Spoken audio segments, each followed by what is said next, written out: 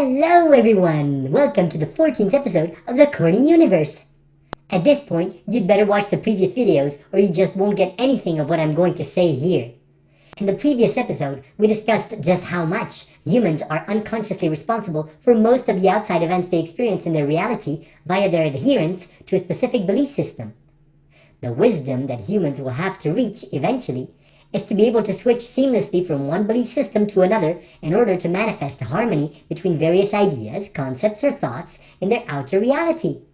Here's a simple example. It is much better for humans to pray and call for an angel to deal with the idea of a demon than to give the demon a physical form and try to defeat it using a missile. It is much better for humans to send a few missiles to deflect an asteroid about to hit Earth than to drop on their knees and pray for protection by an angel. If you close your eyes, you can easily imagine fighting a demon that has taken a physical form with a lightsaber. It is also very easy for you to imagine praying as an asteroid is about to hit Earth and an angel deflecting it with its wings. But you also intuitively understand, thanks to your physical experience in this reality, that these would not be the most optimal ways of dealing with demons or asteroids. It would be very difficult to create a stable and coherent reality via such crazy belief systems. Understand that in the dimension or the world of ideas, concepts, and thoughts, nothing is technically impossible. But there are only so many ways to create a coherent experience which is stable and can have an endured existence inside that realm. Humans behaving like one global collective organism, having achieved inner harmony between the various ideas, concepts, and thoughts they hold, and outer harmony in their relationships to other humans, is what will enable the birth of a core structure which will create a coherent and stable experience inside the dimension or the world of ideas, concepts, and thoughts. Again, another easy way to understand it is to look at the level preceding yours.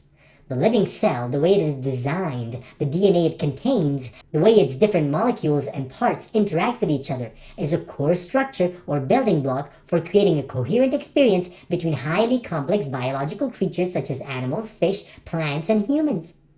Imagine if the living cell was structured a bit differently and allowed for the possibility of giant spiders, dragons, unicorns, and various terrifying chimera to take material form. Would you be able to create a stable, continuous experience out of that kind of mix? Would the world of biology be able to evolve to the point of manifesting conscious, self-aware humanoid creatures to continue this endless journey of the universe transcending itself, reaching higher and higher levels of complexity?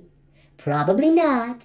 Now, if we look at all the different belief systems that humanity has adhered to, they are all tailored for the level of consciousness and the power that the human network had reached at that point in time. You see, the power of any given network is a function of the number of elements inside the network and their connections. You can view any living creature essentially as a network of cells. An ant is a network of cells, just as an elephant is a network of cells. And the bigger the network, the bigger its impact over reality. An ant has a smaller impact over reality than an elephant. However, each network of cells has inherent limitations to it which are tailored to ensure a balance between all networks. For instance, an ant can lift between 10 to 50 times its own weight. Hercules is an ant. If you would transpose that kind of power at the level of humans, how quickly do you think your reality would turn into utter chaos? The same principle applies to the human network.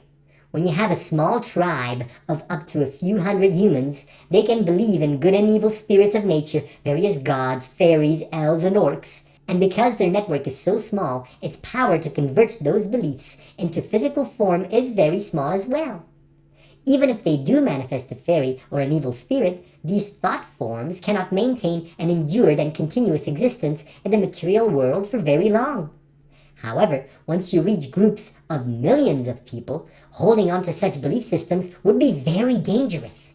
At that point, it was essential to move towards monotheist religions, which were based on a common rule book, the Bible, and managed to create a coherent experience for a human population of several dozen million humans.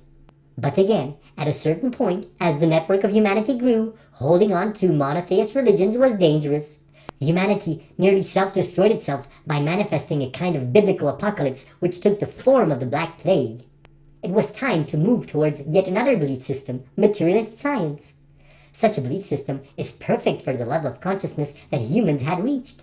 A materialist vision of reality greatly dampens the power of humans to manifest ideas, concepts, or thoughts in their outer reality, since the universe is viewed as a machine with strict rules which humans are passively subjected to. When a country goes to war with another country, it has to extract raw materials, build factories, roads, and railways, train workers, engineers, and scientists, train soldiers, and all of that takes a lot of time, costs a lot of money, and takes a huge collective human effort.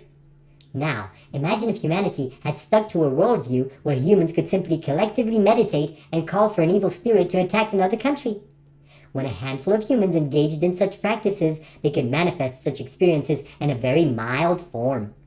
But a network of 100 million humans would have the power to actually give such a thought a real, tangible, and lasting existence.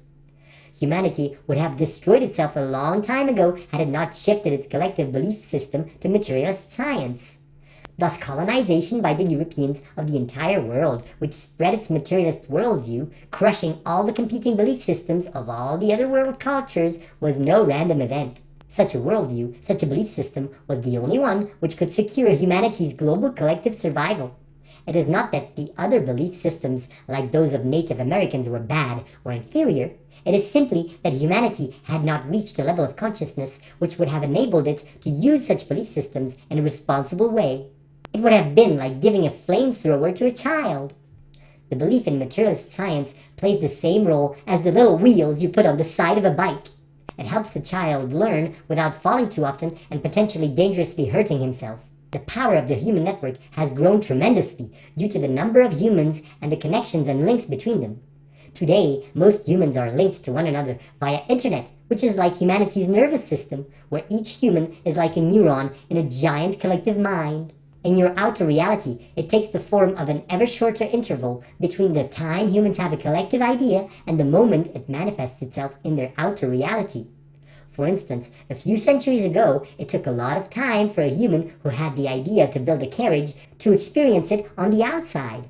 Today, with 3D printers, you can manifest an idea you have in your physical reality in a much shorter time.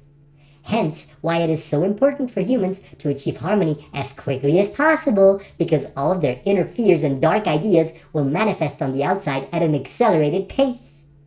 The more humans panic and obsess over climate change, the worse it will get. All beliefs carry polarities, good and evil spirits, the power of prayer to heal someone, but also the power of curse to kill someone, building a power plant, or building a nuclear weapon. In the next episode, we will look into the bigger picture, the global evolution of the universe, and how humans reaching the stage of forming a global collective organism fits into this bigger picture. Before you go, don't forget to like, share, and subscribe so Corny can help you to better understand this universe. Bye!